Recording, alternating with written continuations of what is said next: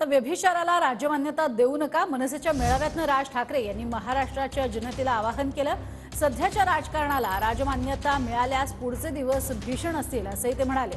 तर राज्यातील भ्रष्टाचारी आणि व्यभिचारी लोकांना भाजपनं पक्षात घेतलंय असं संजय राऊतांनी म्हटलंय। माझ्या महाराष्ट्र सैनिकांवरती विश्वास आहे। आपण योग्य मार्ग आपण या महाराष्ट्राला दाखवू, निश्चित दाखवू। पण माझी महाराष्ट्राकडनं देखील अपेक्षा आहे, माझी महाराष्ट्राला देखील अपेक्षा आहे, माझ्या महाराष्ट्रातल्या मतदारांना देखील अपेक्षा आहे, माझी अपेक्षा आहे त्यांच्याकडनं, कृपा करून व्यभिचाराला राजमान्यता देऊ नका।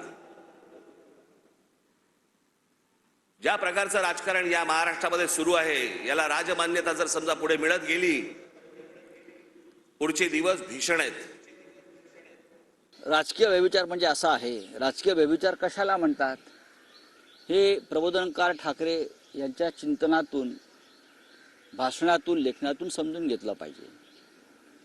आम्ही सगळे प्रबोधनकार ठाकरेंचे विचार मानणारे लोक आहोत।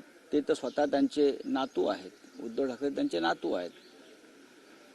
राज्यातले ओवाळून टाकलेले भ्रष्टाचारी आणि व्यभिचारी यांना भारतीय जनता पक्षाने आपल्याकडे घेतलंय। त्यातले एक हे महाशय आहेत का नवनिर्माणवाले?